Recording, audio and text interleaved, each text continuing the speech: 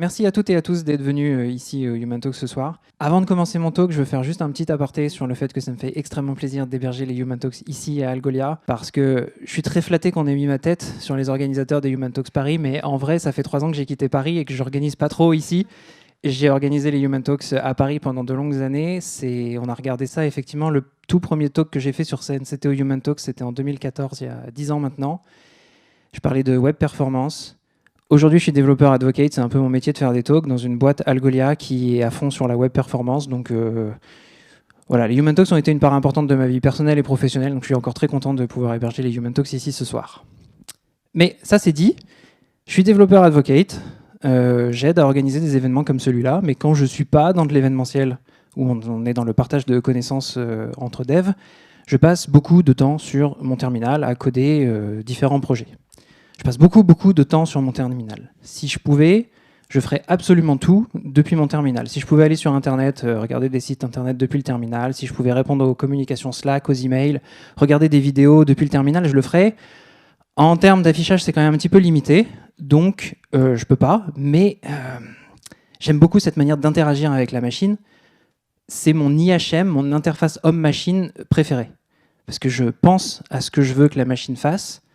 Je tape une commande, par exemple, je dois aller dans le dossier Human Talks, je tape cd Human Talks, et j'y suis. Il y a tout un ensemble de verbes que je dois apprendre. cd, ça veut dire change directory, ça me permet de changer.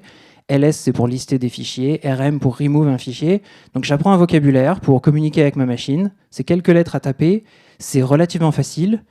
Et j'aime beaucoup cette manière de communiquer. Je trouve ça hyper rassurant de communiquer avec ma machine de cette manière-là, parce que quand je lui donne 2 fois le même ordre, il va se passer 2 fois exactement la même chose. Je donne un verbe, la machine, elle m'obéit exactement, ça ne va pas changer.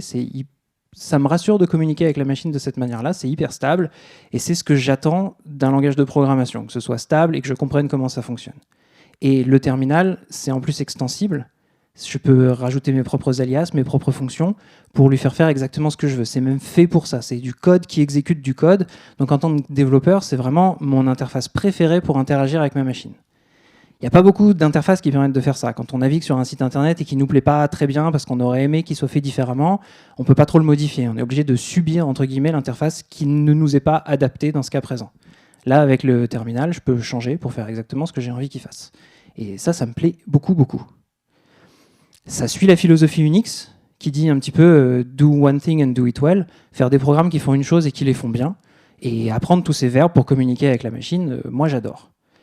Mais il y a un outil que j'utilise des dizaines et des dizaines de fois par jour, qui s'appelle Git. Et Git, la philosophie Unix, il n'en a absolument rien à faire de faire une chose et de le faire bien. Git, c'est le bordel complet. Si je veux créer une branche, c'est git checkout-b, pourquoi pas. Donc si je veux créer un tag, ça doit être git checkout-t. Non, c'est git tag. Si je veux, ok, c'est simple, mais donc créer une remote, ça va être git remote. Non, c'est git remote add. Supprimer, c'est le même délire. Parfois, il y a du -d, parfois, c'est du rm. Et lister quelque chose, parfois, c'est du -a, du -v ou rien du tout. Et alors, quand il faut savoir la branche actuelle, le tag le plus proche ou la remote actuelle, là, c'est carrément des incantations ésotériques dont je me souviendrai jamais quand j'en ai besoin. Et ça me perturbe beaucoup, parce que pourtant Git, je m'en sers tous les jours et j'en parle avec mes collègues tous les jours. Si j'ai mon collègue Lucas, on travaille sur un fork d'un projet, et il va me dire t'as qu'à committer tes fichiers dans une branche, et ensuite tu fais une PR sur ma remote. J'ai tout à fait compris ce qu'il m'a dit, hein. J'ai tout à fait compris ce que ça voulait dire de committer des fichiers dans une branche, que lui il a fait un fork du même projet, et je vais faire une pull request sur sa remote. Sauf que quand je me dois retourner face à mon terminal, là j'ai un brainfuck que je ne comprends pas ce qu'il va falloir que je tape pour transformer ce que j'ai conceptualisé dans ma tête de ce qu'il m'a dit en ce que Git attend que je lui dise. Le langage Git, il est beaucoup trop éloigné de comment je formalise les éléments dans ma tête par rapport, et il est beaucoup trop proche de comment la machine attend que je communique avec elle. Parce qu'en vrai, quand lui il me dit commit tes fichiers dans une branche, fais-moi une PR sur ma remote, dans ma tête, j'ai des concepts qui sortent de cette phrase. Je comprends le concept de fichier, de commit qui incorpore plusieurs modifications de fichiers dans une branche qui est une suite de commits. Et ensuite, il y a sa remote qui est son fork sur GitHub, et moi, je vais faire une pull request. Ça, je comprends tout ça, je vois tout à fait ce que je dois faire. C'est pas comme si je n'avais pas compris ce qu'il m'avait dit. Quand je pense à Git, j'ai un certain modèle mental de ce que je peux faire avec Git. Pour moi, c'est un ensemble d'objets et un ensemble d'actions que je peux effectuer sur ces objets. Quand je pense à un repository Git, je sais qu'il va y avoir une branche, il va y avoir des commits, des fichiers, des stashes, des sous-modules, des concepts adjacents comme les issues et les pull requests, et je peux faire des actions comme si c'était une API REST et je fais des opérations en CRUD dessus. Je vais pouvoir ajouter, renommer des branches, je vais pouvoir savoir quel est le tag le plus proche, je vais pouvoir renommer des éléments, savoir quel est l'actuel, etc. Donc des tas d'actions que je fais sur des objets. Et ça se transmet pas dans ce que Git me propose comme ligne de commande. Donc j'ai une forte dissonance cognitive quand je me mets à utiliser Git par rapport à ce que j'ai en tête de ce que je veux faire et de comment il va falloir que je parle à la machine pour ça. C'est plus du tout rassurant. Une fois sur deux, je vais me tromper dans la commande, donc je ne suis pas sûr que ça fasse exactement ce que j'ai demandé. Du coup, c'est pas du tout stable non plus. Par contre, ça reste extensible parce que je suis toujours dans l'univers de mon terminal. Si ça me plaît pas, comme je le disais, je peux créer des alias, je peux créer des fonctions pour faire exactement ce que j'ai besoin qu'il se passe.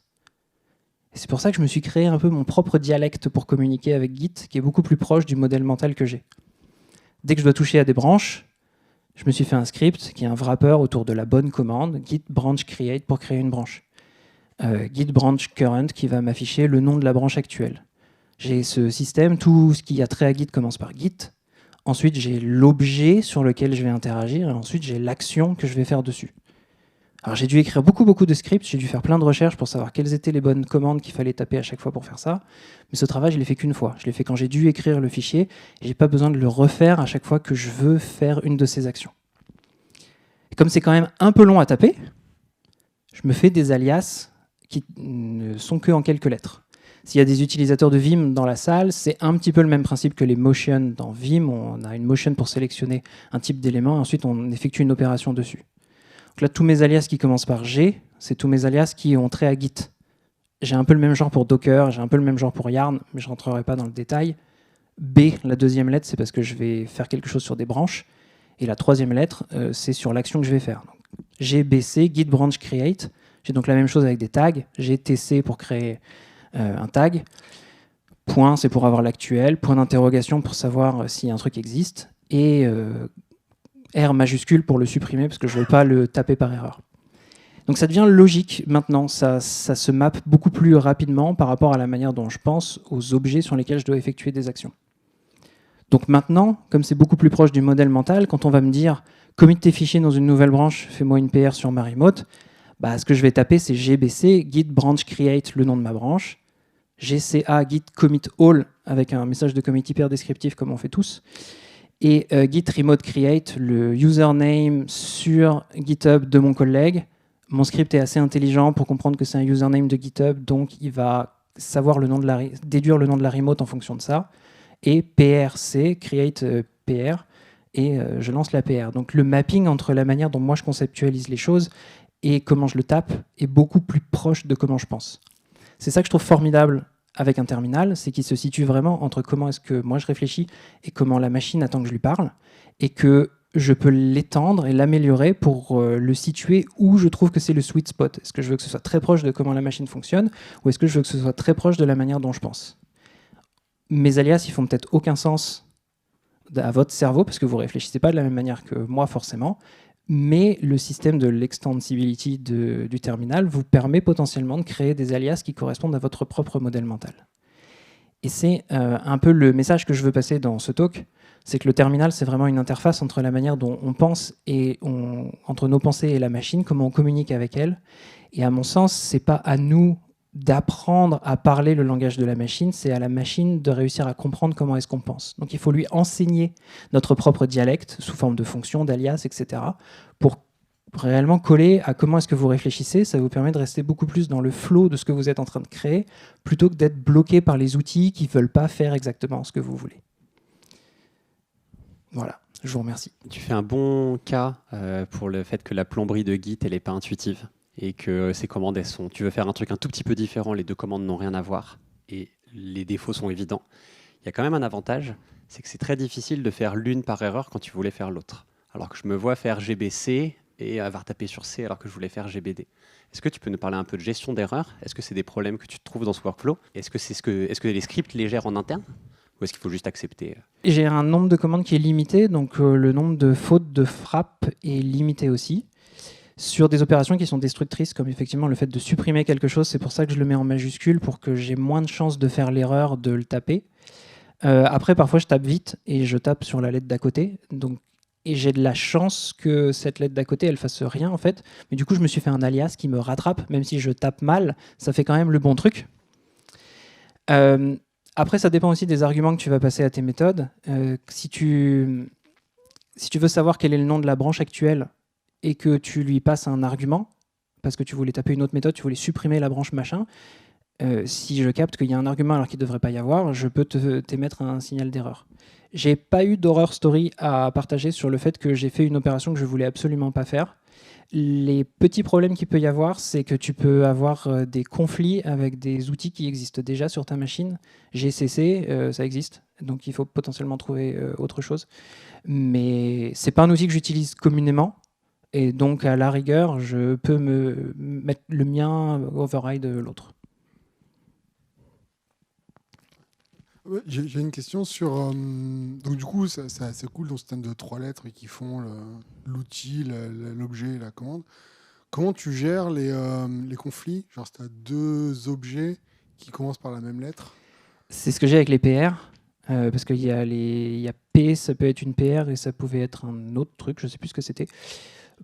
Patch peut-être. En fait, j'utilise jamais les patchs, donc j'ai viré ce truc-là. En fait, dans le langage courant, je dis PR, c'est juste une lettre de plus. Je sais que j'irai plus vite à taper PR que de réfléchir que c'est pas PR, c'est juste P. Dans ce cas-là, tu rajoutes plus de lettres.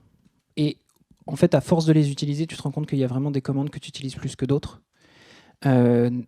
Et dans ce cas-là, c'est celle-ci que tu maps sur celui qui te paraît le plus instinctif. Encore une fois, c'est voir c'est quoi ta muscle memory, c'est quoi le truc que instinctivement tu vas taper et tu remodifies ton alias là-dessus. Exemple, par exemple, ça m'arrive souvent de ne pas taper CD, mais taper DC ou je ne sais plus quel typo je fais. Donc j'ai un alias qui me rattrape, comme je disais, qui le fait correctement.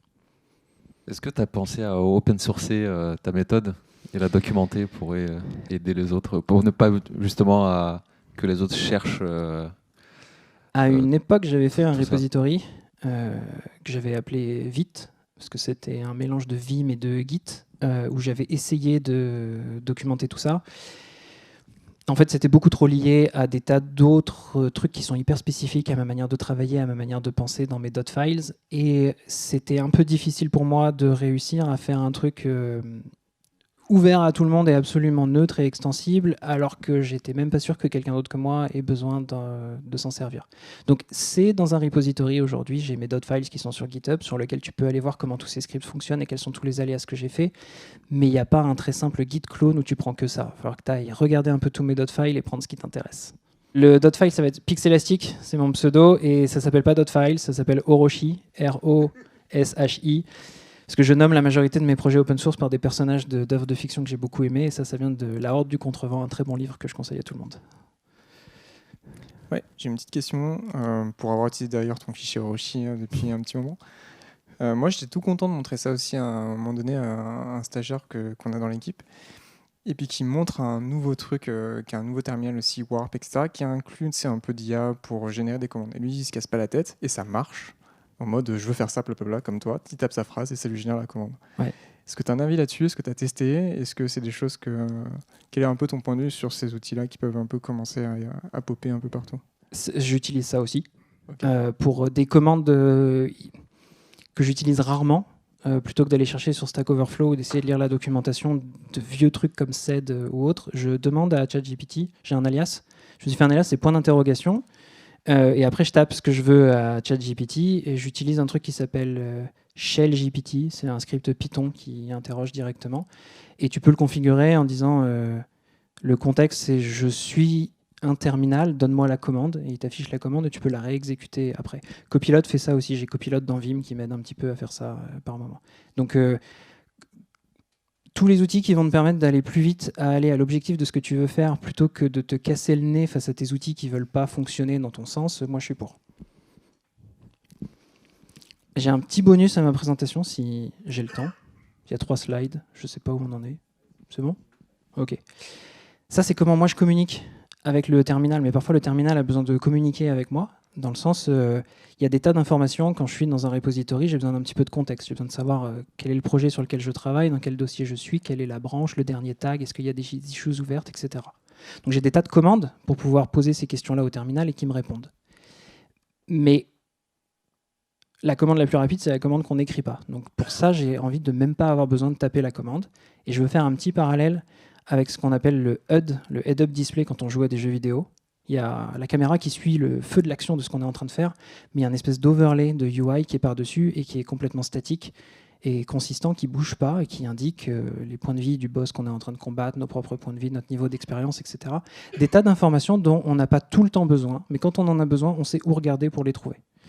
Et je trouve ça hyper pratique quand je suis dans un repository, donc j'utilise mon terminal un peu comme un HUD, et j'ai un espèce de code couleur et de positionnement où je sais que là, en haut à gauche, je vais avoir le nom du projet dans lequel je suis, le dossier où je suis, mes dossiers sont toujours en vert, donc je le vois tout de suite. J'ai un espèce de code couleur au niveau du symbole de commit qui me dit, là c'est rouge, ça veut dire que j'ai des fichiers non committés. Si c'était violet, c'est qu'ils sont dans la staging area, mais je ne les ai pas encore committés. Et j'ai le nom de la branche. Si c'est la branche principale, elle est en bleu. Si c'est la branche développe, elle est en jaune. Toutes les autres sont en orange. Donc en un quart de seconde, je peux regarder ça et savoir où je suis sans avoir besoin de taper les commandes dont j'ai besoin. Et ça fonctionne pour moi parce que je suis habitué à ces couleurs. Clairement, je serais daltonien, ça ne fonctionnerait pas. Donc il faut trouver des choses qui fonctionnent pour vous. Mais moi, ça me fait gagner un temps fou. Et je pense que la machine, elle est très bonne à ça, à faire des tâches répétitives sans intérêt, mais elle doit nous les donner pour que nous, on puisse les consommer et les interpréter quand on en a besoin le plus rapidement possible. Voilà, c'était mon aparté sur le HUD. Voilà, c'est vraiment fini pour de vrai, là. Pardon. On a encore un peu de temps pour des questions. Donc moi, j'ai une question. Ouais, vas-y. Combien de temps tu passes globalement à tripatouiller ton terminal en heures par jour ou en semaines par mois Je le fais pas tous les jours. Ça m'arrive souvent, essentiellement sur du temps libre, le soir ou en vacances, où pour le plaisir, je vais me dire tiens, je vais m'améliorer une petite méthode pour gagner du temps. Si tu regardes le repository Orochi, tu vois qu'il a été commencé il y a genre 14 ans et que je continue de le modifier régulièrement dessus. Je passe beaucoup de temps dessus. Je ne saurais pas quantifier si c'est trop ou pas, mais j'ai l'impression que ça me coupe tellement quand je suis dans le flow de faire quelque chose de non mais je veux apporter cette nouvelle feature, je veux régler tel bug, et là je suis en train de passer 30 minutes à comprendre comment est-ce que tel machin fonctionne, qui n'a rien à voir avec ce que je suis en train de faire. Peut-être parce que j'ai des troubles de l'attention à côté, s'il y a un truc qui ne marche pas, ça va m'amener à une autre commande, qui va m'amener à une autre commande, etc. Et je vais complètement perdre le fil de ce que je suis en train de faire. Donc le temps investi à faire en sorte que mon ordinateur fasse exactement ce que je lui demande, sur le long terme, est grandement rentabilisé. Si vous n'avez pas les mêmes problèmes que moi, vous aurez sans doute... C'était surtout par curiosité, parce que tu as fait un truc qui est complètement fou, en fait, qui est génial. Mais du coup, savoir l'investissement que tu y as mis, parce que ça m'a l'air... au final, toutes les méthodes que j'ai... Ça fait prendre du temps, mais je pense que tu aurais passé autant de temps à trouver la bonne commande sur Stack Overflow le jour où tu en as besoin. C'est juste que là, le jour où j'en ai eu besoin, je l'ai aussi mise dans un script qui me permet de le refaire sans avoir besoin de savoir que c'est git checkout-b pour créer une branche, ou que pour récupérer un stash, c'est je sais même pas quoi, je fais git stash remove ou git stash add et j'ai ce qu'il me faut. Le temps, à mon avis, tu le passes déjà, c'est juste que là, je le mutualise en le mettant de côté dans un script que je peux réappeler plus tard. Ok. Je l'ai buildé au fur et à mesure, ce dialecte de communication avec Git. Ouais, donc maintenant, tu as l'habitude de faire ça et c'est devenu un automatisme. Okay. Ouais. Merci.